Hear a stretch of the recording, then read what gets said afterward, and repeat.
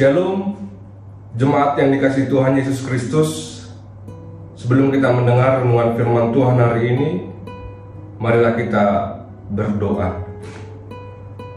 Kasih karunia dan damai sejahtera menyertai kamu sekalian, yang dari Allah Bapa dan dari anaknya Tuhan Yesus Kristus. Amin.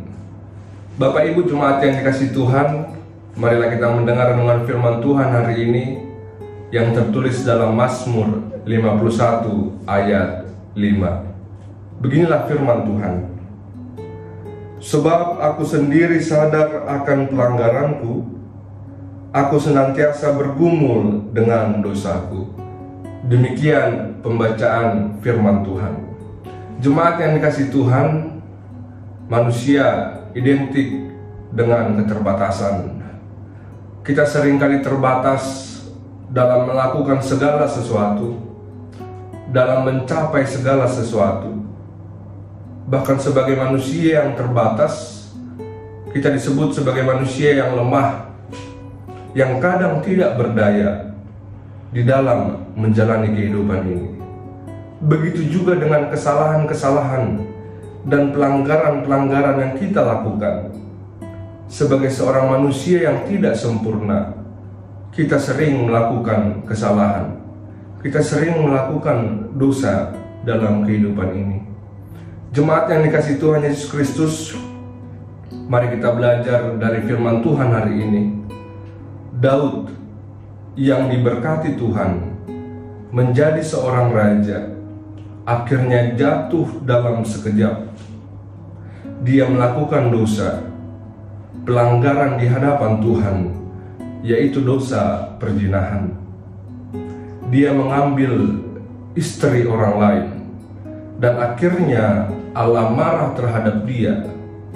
Allah mengutus seorang nabi yang bernama Nathan untuk mengingatkan Daud bahwa ia telah melakukan dosa di mata Tuhan. Akhirnya bisa kita lihat Daud mengakui pelanggarannya. Daud terjatuh di hadapan Tuhan. Daud tersungkur di hadapan Tuhan, mengakui segala perbuatannya yang tidak benar di hadapan Allah. Dengan secepat itu Daud melakukan pengakuan dosa karena ia tahu bahwa hanya Tuhan yang bisa mengampuni segala pelanggarannya. Jemaat yang dikasihi Tuhan Yesus Kristus, dosa berdampak kepada kehancuran, berdampak kepada ketidakberdayaan kita, dan berujung kepada hukuman yang harus kita lewati. Ketika Tuhan ampuni Daud dari segala dosanya, dia akhirnya juga menjalani hukumannya, konsekuensi atas dosanya. Tapi Tuhan dengan mampu bisa mengampuni dan memberkati kembali Raja Daud. Ketika Raja Daud bertobat, Dia mengakui kesalahannya. Dia menyesali kesalahannya dan tidak mengulangi kesalahannya. Ini yang kita perlukan dalam kehidupan ini. Ketika Bapak, Ibu, Saudara-saudari melakukan kesalahan dosa di hadapan Tuhan, mari mengakuinya. Mari menyesali dosa kita dan tidak mengulangi dosa itu. Maka Tuhan akan mengampuni kita. Maka Tuhan akan memberi damai sejahtera kepada kita. Maka Tuhan akan memberkati seluruh langkah hidup kita ketika kita mampu mengakui dosa kita dan tidak mengulanginya. Sebagai seorang manusia yang lemah, sebagai seorang manusia yang terbatas, mari meminta penyertaan Tuhan untuk selalu melakukan kebenaran firman Allah, melakukan kehendak Allah dalam hidup ini. Kalaupun kita jatuh ke dalam dosa, mari dengan cepat mengaku dosa kita kepada Allah. Tuhan dengan anugerahnya akan memberikan pengampunan kepada kita. Amin. Kita berdoa.